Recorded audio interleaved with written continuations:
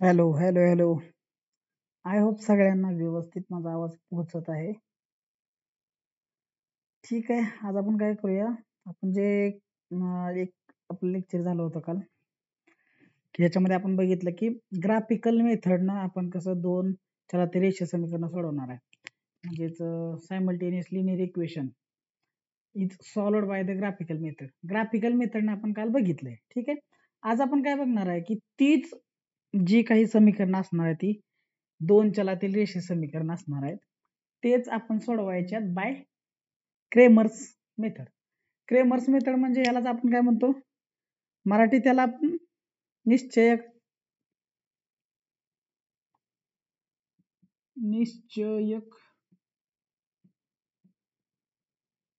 पद्धत असं पण म्हणतो, आणि याला इंग्लिशमध्ये काय म्हणतात, क्रेमर्स मेथड किंवा क्रेमर्स रूल. ठीक आहे, या मेथडनं आपण आता दोन चलातील रेषीय समीकरण किंवा एक सामायिक समीकरण आपण सोडवणार आहे. दोन चलातील रेषीय समीकरण हा जो चॅप्टर मध्ये आहे, तर आपण आता पुढचा जो पार्ट आहे तो आपण चालू करतो. याच्यामध्ये बघा, सगळ्यात सोपं म्हणजे काय आहे की आपल्याला काय केलं जाणार की परीक्षेमध्ये एक्झाम मध्ये काय केलं जाणार, आपल्याला दोन समीकरणं दिली जाणार आणि ती समीकरणं आपल्याला आपण जसं काल ग्राफिकल मेथडनं सोडवलं, तर आज तीच समीकरण आपल्याला कशी सोडवणार लागणार, निश्चयक पद्धत मराठीमध्ये म्हणायचं, त्याला क्रेमर्स मेथड म्हणायचं. कशात? क्रेमर्सची मेथड. क्रेमर्सची मेथड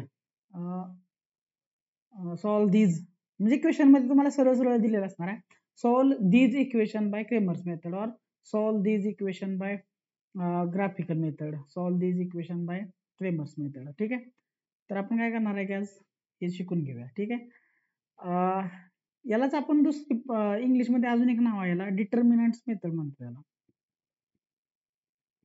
डिटर्मिनंट्स मेथड असं पण म्हणलं जातं. ठीक आहे, लक्षात ठेवा. डिटर्मिनंट्स मेथड किंवा क्रेमर्स मेथड असेल किंवा निश्चयक पद्धत असेल, या पद्धतीने आपल्याला समीकरण सोडवायचे आहे. समजलं? तर आपल्याला कधी पण समजून घे की आपल्याला काय केलं जाणार आहे, आपल्याला नेहमी दोन समीकरणं दिली जाणार आहेत, ते आपल्याला कशी सोडवायचे, क्रेमर्स मेथडनं. आता उदाहरणार्थ समजून घेऊया. ए इथं आहे, बी इथं आहे, सी इथं आहे, डी. ठीक आहे, यात हे बरोबर असतं याचा आणि याचा गुणाकार मायनस बी आणि सी, मायनस बी आणि सी. याच्यामध्ये बघा, हे दोन उभे काय आहेत, कॉलम आहेत. दोन उभे कॉलम आहेत. ए आणि सी हा एक उभा कॉलम आहे, बी आणि डी हा पण कसा आहे बघा, हा एक उभा कॉलम आहे. आडवं बघा, ए आणि बी आणि दुसरा आहे सी आणि डी. असे दोन कॉलम आणि दोन रो बघायला मिळतात. म्हणून या निश्चयकाची कोटी किती आहे, दोन म्हणायचं. या निश्चयकाची कोटी किंवा या डिटर्मिनंटची जे काही हा जो काही डिटर्मिनंट आहे, या डिटर्मिनंटचा जो आपल्याला डिग्री, जी डिग्री आहे ते आपल्याला दोन बघायला मिळणार आहे. डिटर्मिनंट म्हणजे निश्चयक, डिटर्मिनंट्स म्हणजे निश्चयक पद्धत. डिटर्मिनंट्स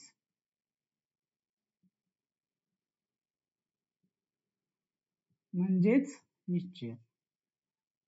तर ह्या डिटर्मिनंटची जी डिग्री असणार आहे ती दोन असणार आहे, because here we can see clearly there are two rows and two columns. That is why the determinant of this degree, the determinant, sorry, degree of this determinant is 2. Degree of this determinant is 2. समजा असा असेल तर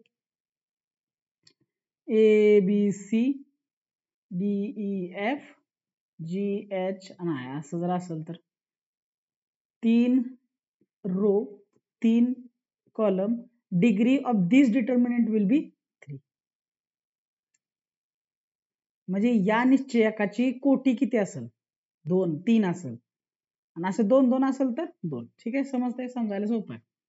मी फक्त काय सांगितलंय, काहीही सांगितलं नाही. आपल्याला 4 संख्या असतील, आपल्याकडे 4 कोणत्याही रियल नंबर असतील ए बी सी आणि D, A B C D, तर त्याची व्हॅल्यू ए गुणिले डी वजा बी गुणिले सी असं. ए गुणिले डी बी गुणिले सी याच्या बरोबर असणार आहे.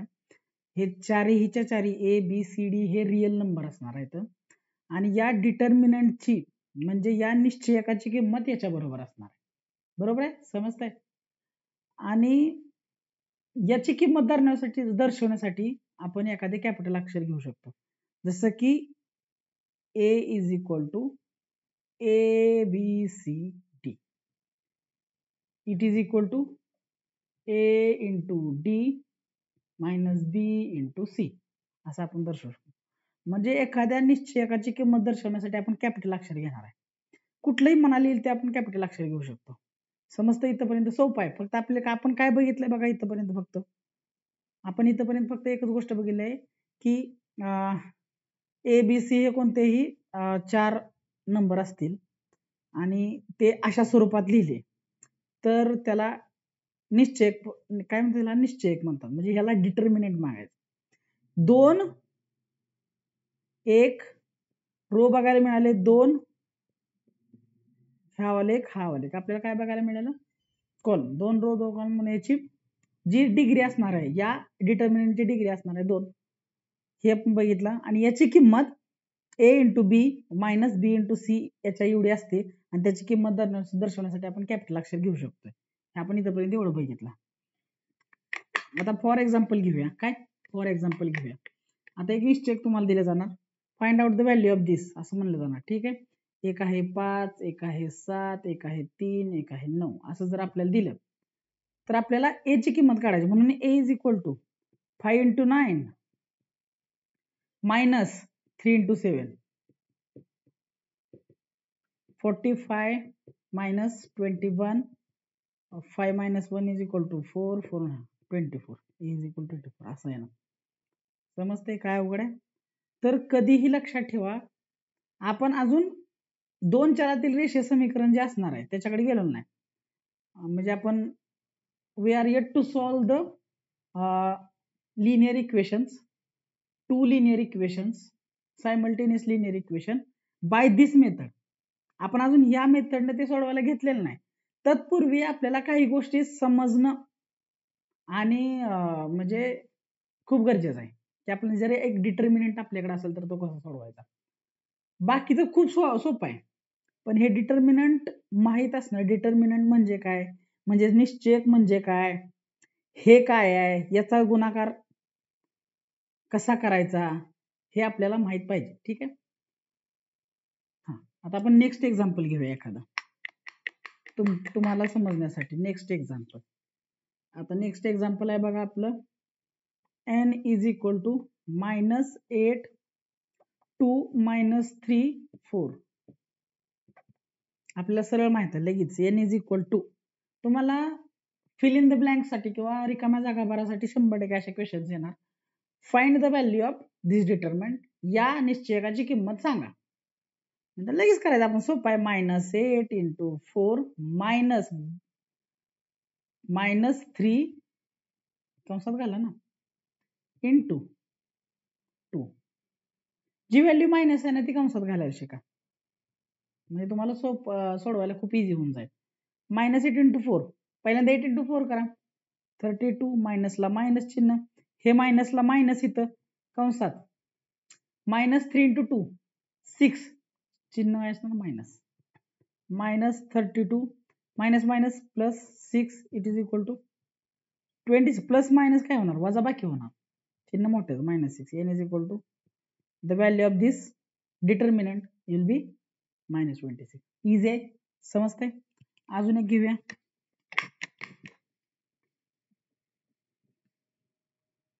एक आहे b is equal to in 2√3 2 9 3√3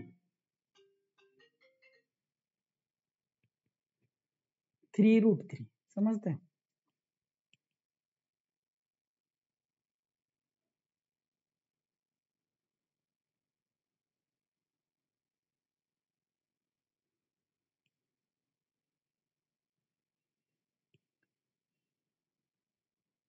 b is equal to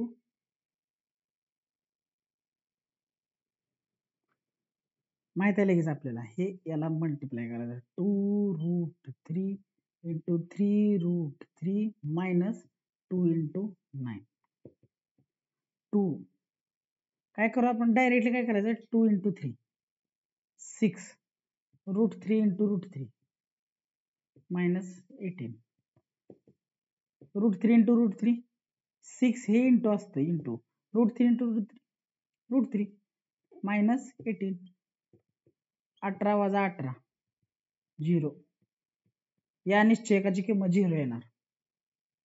समजते.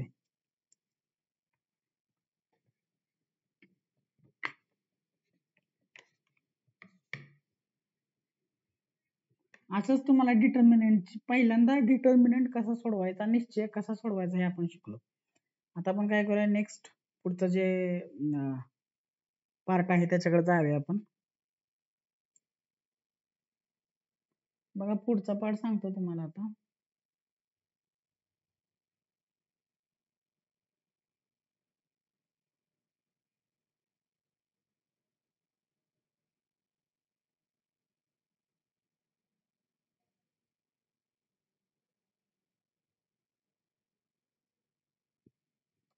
आपण आता शिकूया हाऊ टू सॉल्व क्रेमरच्या पद्धतीनं एक सामायिक समीकरण. Simultaneous linear equations will be solved by Cramer's method. Directly we can go to example. The first example will be here are given two equations, two linear equation in two variable. 5x plus 3y is equal to minus 11. This will be the equation number 1. आणि 2x अधिक 4y is equal to minus 10. This is equation number 2. आपल्याला असे equations दिले जातील question म्हणजे exam मध्ये आणि वरती लिहिलेलं असणार आहे सरळ सरळ की solve this equation by Cramer's method. Cramer's मेथडचा सगळ्यात महत्त्वाचा फायदा असा आहे की क्रेमर्स मेथडनं इक्वेशन सोडवायला आपल्याला कमी जागा लागते. ठीक आहे, कमी जागा लागते आणि उत्तर पण लवकर मिळून जातं आपल्याला, उकल पण आपल्याला लवकर मिळते, आपल्याला जे काही सोल्युशन असणार आहे ते पण लगेच मिळून जातं. ठीक आहे, आता काय करायचं माहिती आहे का अशा वेळेस आपल्याला मागाशी म्हणलं की आपल्याला जेव्हा हे गणित सोडवायचंय तेव्हा एक निश्चय तयार करून घ्यावे लागणार. डिटर्मिनंट्स लिहून घ्यायचे पहिल्यांदा, सोल्युशन लिहायचं.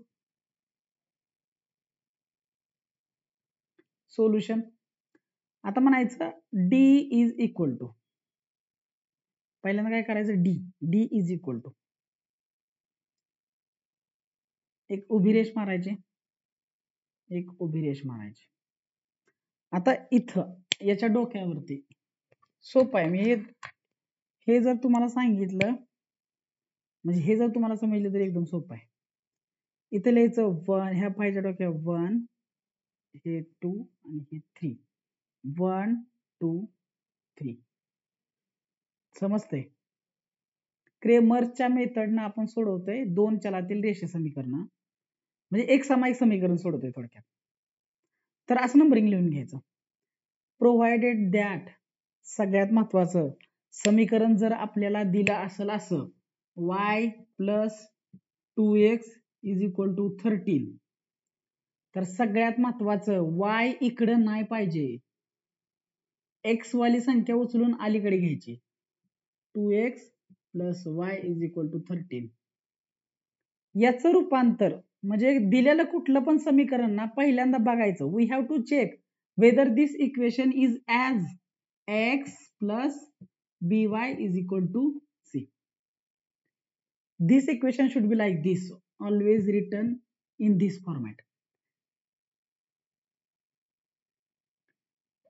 Always written in this format. Keep in mind. So this is the general equation of linear equation. रेषीय समीकरणाचं सामान्य समीकरण ज्या स्वरूपात आहे त्याला कंपेअर करून बघायचं. असंच आहे का? हे बघा, आहे आहे आहे आहे आहे आणि आहे. या दोघांचं कंपॅरिझन असं केलं तरी दोन्ही समीकरण अशी आहे ती, मग नंबरिंग द्यायचं 1 2 3 1 2 3. समजतंय? सोपं आहे. एक नंबर लक्षात ठेवा, 12 32 13. काय? Keep in mind this number 12 32 13.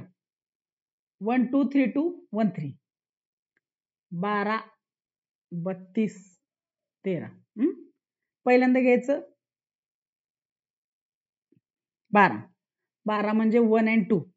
1 आणि 2 पहिल्या समीकरणाचं जे व्हेरिएबल आहेत एक्स आणि वाय त्यांचा जो कोएफिशियंट आहे त्याला उचलायचा, म्हणजे त्याचा जो सहगुणक आहे त्याला उचलायचा. एक पहिल्या व्हेरिएबलचा सहगुणक उचलला 5, इझी. दुसऱ्या व्हेरिएबलचा सहगुणक उचलला 3. हे झालं पहिल्या समीकरणासाठी. आता दोन्ही समीकरणाचं घ्यायचं. दुसऱ्या समीकरणाकडे जावा. उचललं इथलं काय उचलणार 2, इथलं उचलणार 4. आपण we are picking the coefficient of variable. Just pick up the coefficient of variable. No need to pick the variable. म्हणजे एक्स आणि वाय घ्यायची गरज नाही इथं, फक्त नंबर घ्यायचे आहेत. आणि आपल्याला माहित आहे की we are easily and we are very very bright. We are excellent in solving the numbers. That is y number फक्त घ्यायचे. अजून एकदा सांगतो. पहिल्यांदा असं समीकरण दिलं जाणार. We will be given these two linear equations in two variable. We have to solve it by the Cramer's method. क्रेमर्सच्या मेथडने हे सॉल्व्ह व्हायचं आपल्याला. इझी आहे. सोल्युशन डी ची किंमत काढायची. असं काय लक्षात, बाकी काय ठेवायचं नाही. बाकी काही लक्षात ठेवायचं नाही. विचारणार नाही की हे डी कुठून आलं, कसं काय आहे. आपल्याला ते नाही, आपल्याला सोल्युशन महत्वाचं आहे. ते पण मी तुम्हाला सांगू शकतोय. तुम्हाला काय करा, तुम्ही तुमच्या बुक मध्ये सोडवलेली उदाहरणं म्हणजे सॉल्वड एक्झाम्पल्स आहेत ना त्याच्यावरती बघा, तुम्हाला समजून जाईल की डी कुठून आलाय. हे ते विचारणार नाहीत आपल्याला. It is not important. Important is that how to solve the equation by Cramer's method.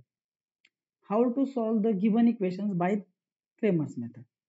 Number लक्षात ठेवला 12 32 13. 1 2 3 2 1 3. You have to keep in mind. Firstly, 12 1 2 1 2. Equation should be in this format. Ax plus by plus c. Sorry, ax plus by into c. दोन्ही equation, both the equations are in this format. No, not to worry. काळजी करायची गरज नाही.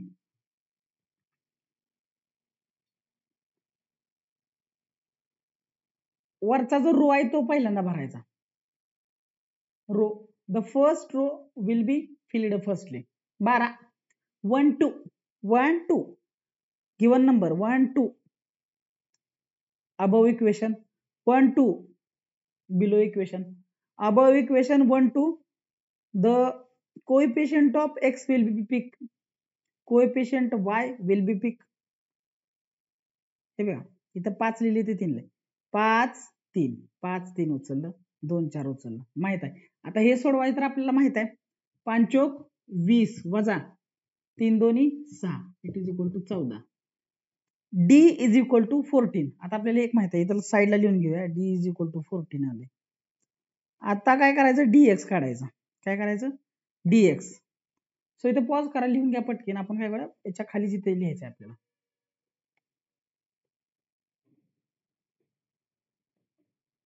आता काढायचं आपल्याला dx. आपल्याला काढायचं डीएक्स. डीएक्स काढायचं. आता हे तर गेलं, 12 गेलं. आता 32. Firstly pick the 3 for above equation. -11. Above equation साठी 3 उचलला. आता 2 उचला. अबव इक्वेशन भरलं नाही जागा. we have to fill this place above equation 2. Then for lower equation, the second equation, firstly 3, then 2, this is plus 4. समजतायत काय म्हणायचं मला? 12चं काम झालंय. डी ची व्हॅल्यू काढताना 12 वापरला. dx ची व्हॅल्यू काढताना काय करायचं? 32 वापरायचं. आणि dy ची व्हॅल्यू काढताना 13 वापरायचं. सोपं आहे ना? डी ची व्हॅल्यू काढताना 12, dx 32, dy 13. We are not going to use these numbers, but we have given these number to these coefficients. So respective coefficients will be picked.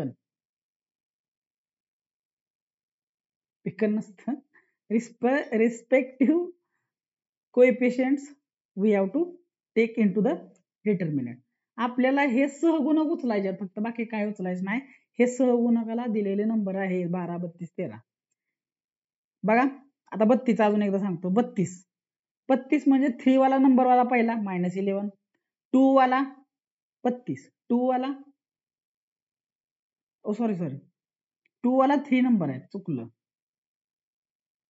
नंतर हे झालं वरच्या इक्वेशन साठी. खालच्या इक्वेशन साठी -10 उचलला, +4. हे पुढचं माहिती आहे आपल्याला.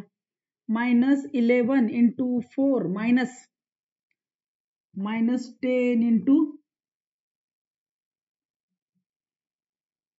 3 × -10 किती?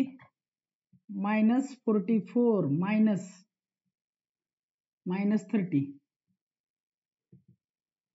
-14 sorry -44 -+30, it will be -14. dx will be -14. we have got dx. Please write this. Next we will find dy.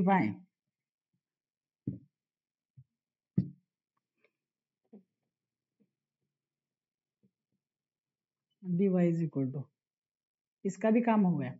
अभी 1 3 उचलना पड़ेगा. 1 में क्या है 5, 1 हो गया. अभी 3 में क्या है -11. अभी ये तो ऊपर वाले इक्वेशन का हो गया. अभी नीचे वाले का लेना पड़ेगा. नीचे वाला इक्वेशन 1 के पास क्या है 2 और 3 के पास क्या है -10. करो. -15 सॉरी -50 माइनस into bracket -22, -50 - +22 28 -28. सही है. dy is equal to -28. Understand. अजून एकदा मराठीत सांगतो. हे एकदा कळालं की आयुष्यभर झालं. Number 12 32 13 1 2 3 2 1 3. This you have to keep in mind. Write given equations as it is. Solution D we have to write firstly D is equal to, D असला की 12 वाले उचलायचे. पहिल्या इक्वेशन मधले पहिला आणि दुसरा हे वाले उचलायचे, हे वाले उचलायचे, इथं लिहायचं. हे वाले उचलायचे, खाली लिहायचं. सॉल्व करा. डी आला. dx कडे जावा. ह्याचं काम झालं. 32 32 32 3 वाला आणि 2 वाला, 3 वाला आणि 2 वाला, -11 3 -10 4 -10 4. हे dx साठी. इसका भी काम हो गया. आता dy मध्ये काय करणार 1 3 ये उचलेंगे. 5 -11 2 -10 5 -11 2 -10. हे 1 2 3 हे नंबर घ्यायचे नाहीत. ह्या नंबरवरती जो सहगुणक लिहिलाय तो उचलायचा. सॉल्व्ह करायचं इझी. आता पुढे सोपं आहे.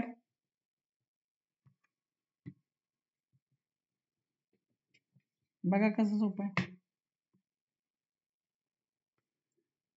x is equal to dx upon d. Where what is dx? minus 14. d ची व्हॅल्यू काय आहे? 14. x will be -1.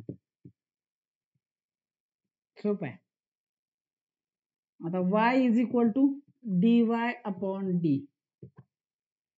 dy upon d minus 28 upon 14. 14 दूनी 28. y will be -2. This equation is solved in your book. You have to refer it and please understand मला म्हणायचं काय.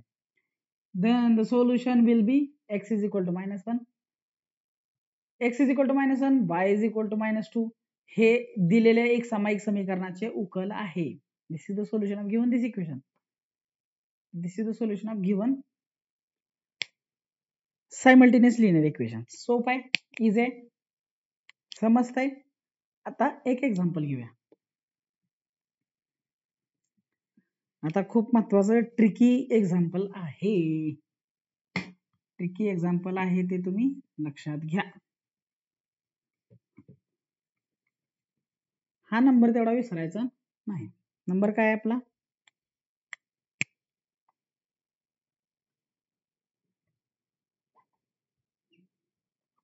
अबे क्या हुआ इसको? अबे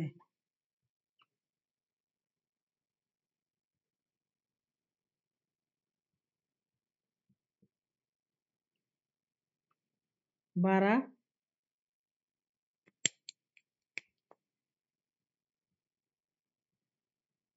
32 13 12 32 13. Example is y plus 2x minus 19 it is equal to 0 and 2x minus 3y plus 3 it is equal to 0. आपल्याला लगेच लक्षात आलं पाहिजे की ax plus by plus ax plus by is equal to c या स्वरूपात हे समीकरण आहेत का? हे आणि हे equation number 1, equation number 2. We are given this equation simultaneous linear equations and we have to solve it by Cramer's method. Cramerच्या मेथडने ही समीकरण सोडवा असा क्वेश्चन आहे. तर इथं 1 इथं 2 इथं 3 घेऊन चालेल? नाही चालणार. नाही चालणार, नाही चालणार, नाही चालणार. नाही चालणार. कसं? कारण बरोबर म्हणजे हे दिलेलं समीकरण आणि हे समीकरण या स्वरूपात लिहून घ्यायला लागणार पहिल्यांदा. म्हणून काय करूया,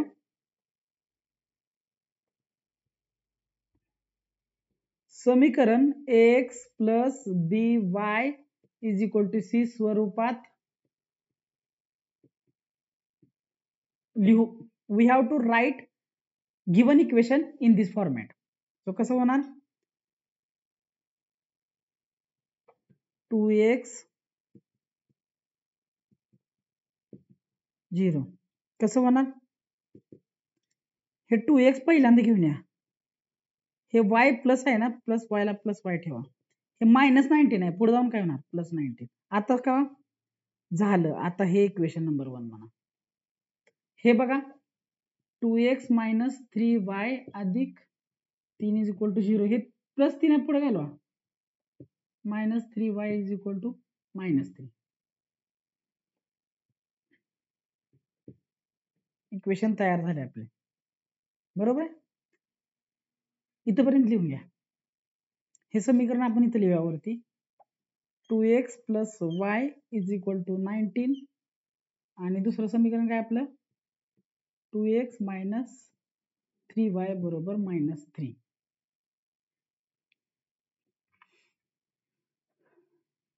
हे चेंज्ड इक्वेशन्स आहेत.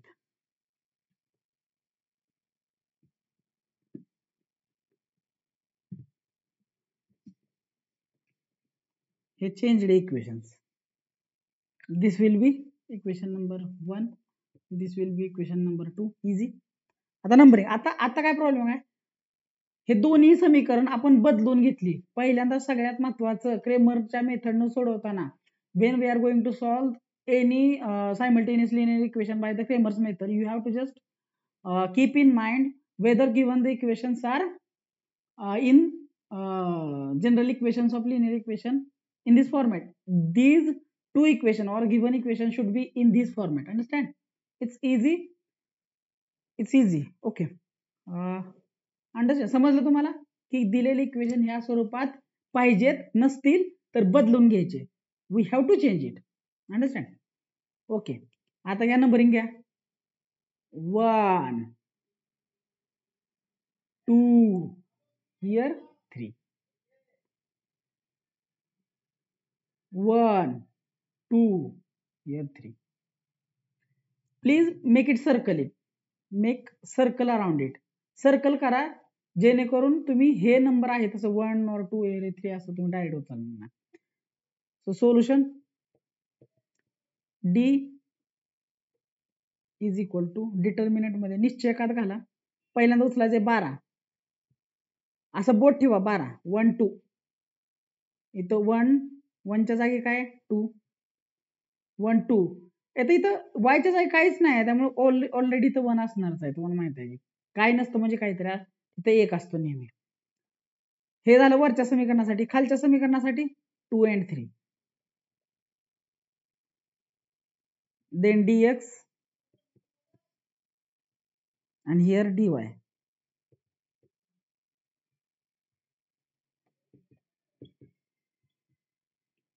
समजलं. Solution D is equal to 12. 12 म्हणजे 1 आणि 2 नंबरचा निश्चय उचलायचा. 1 आणि 2. 2 ला 2 उचलला. इथं काय नाही म्हणजे 1 उचलला. खालच्या समीकरणासाठी 2 आणि 3 उचललं. आता 12चं काम झालं. आता 32. 32 कसं घे 3 2. 3 or 2. 3 and 2. 3 and 2. 3 2. पहिल्यांदा 3 घ्यायचा आहे. 19 2. इथं काहीच नाही म्हणजे काय 1. इथं -3. इकडं 3 आहे. पहिल्यांदा 3 वाला उचला. इकडं मायनस. इकडे 3 झालं मग 2 च्या जागी काय -3. सोपं आहे. आता वायच्या इथं उचला काय 12 झाला 32 झाला 13. 1 and 3. 1 and 3. 1 2 3 19. 1 2 3 -3. हे नंबर कुठून घेतले हे समजतंय का? अजून एकदा सांगतो. समजणं खूप महत्वाचं आहे. क्रेमर रूल सोडवताना समीकरण दिलं जाणार, ते पहिल्यांदा या स्वरूपात आहे का नाही चेक करा. ax अधिक by प्लस ax अधिक by is equal to c या स्वरूपात पाहिजे.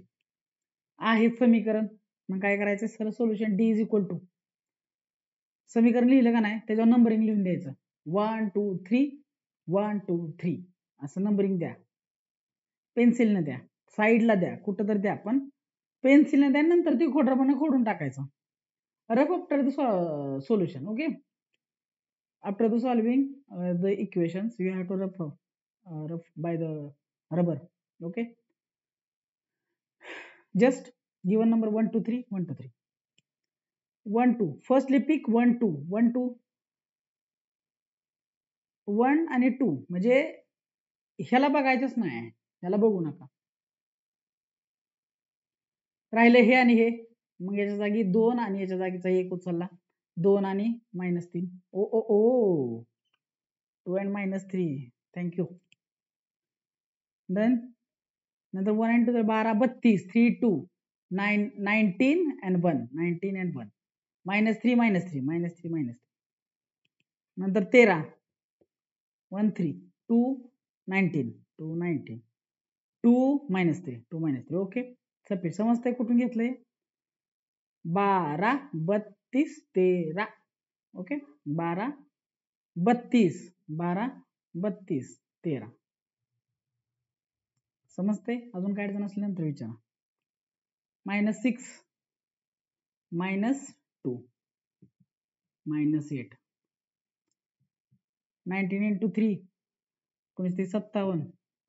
मायनस इंटू मायनस मायनस होणार, मायनस प्लस मायनस, मायनसला मायनस.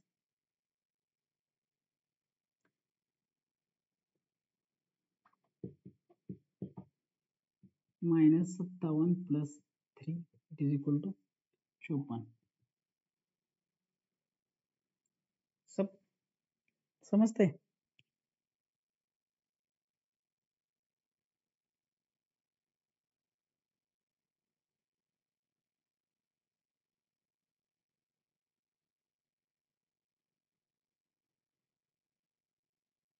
एक मिनिट, जस्ट 1 मिनिट.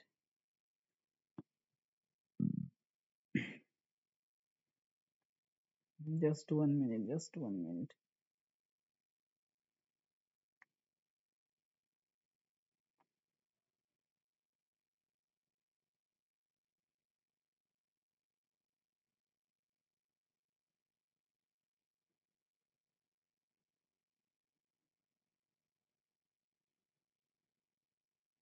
ओके, बघा आपण जे समीकरण सोडवतोय याच्यामध्ये तुम्हाला 12 32 13 ची मेथड समजली, त्याला आपण क्रेमर्स मेथड म्हणतोय. इझी आहे.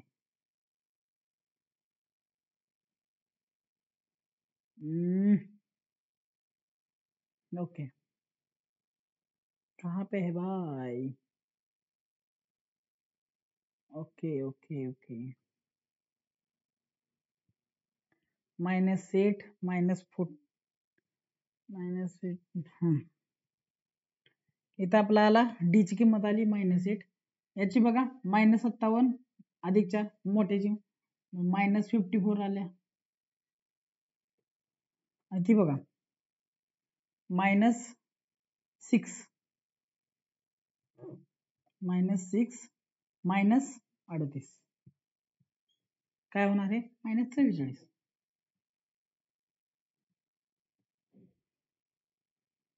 समजते?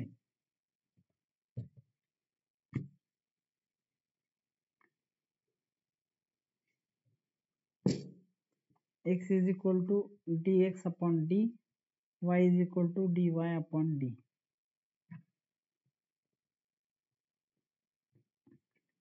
dx is what? -8 upon, sorry, dx is -54 and d will be our -8. dy is -44, d is -8. So 54/8 44/8 27 चौक 22 4 11 2. ठीक आहे, 27 4.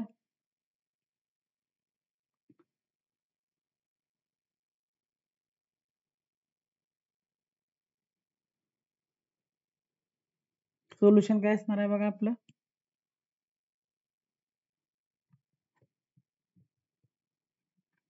x will be 27/4, y will be 11/2. हे भागायची काय गरज नाही, भागलं तरी पण चालते. these are the solutions of this equation. Okay, bye Cramer's method. Easy आहे, ठीक आहे, समजते? सो आपण एक जे काही तुमचे आता जे तुम्हाला सॉल्व्ह करायला एक्झाम्पल दिले असतील ते तुम्ही सॉल्व्ह करा. तुम्हाला काय अडचण झाली की या इक्वेशन सोडवताना बाय क्रेमर्स मेथड, तर नक्कीच कमेंट बॉक्समध्ये कळवा आम्हाला.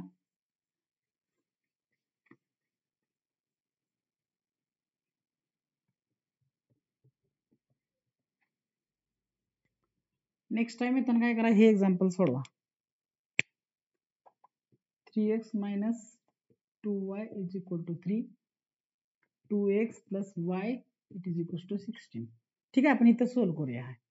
1 2 3 x plus by is equal to c आहे का?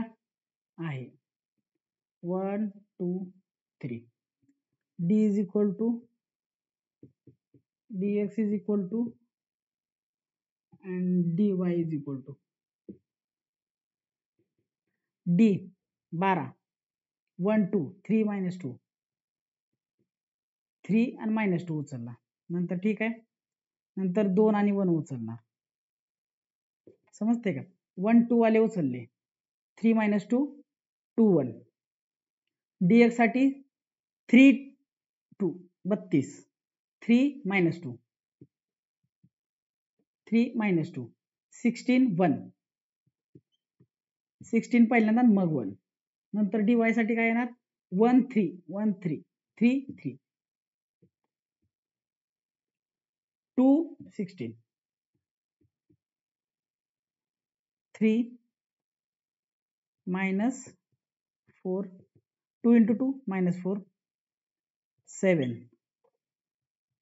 dx is equal to 3 minus minus 32 3 plus 32 35 dy 48 16 to 3 48 minus 6 42 okay so dx will be x will be dx upon d dx upon d 35 upon 7 7 35 x will be 5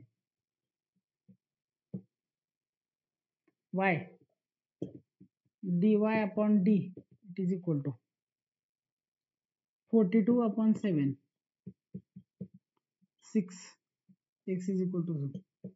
X is equal to 5 and y is equal to 6 these are the solutions of this given equation okay सोपं आहे ना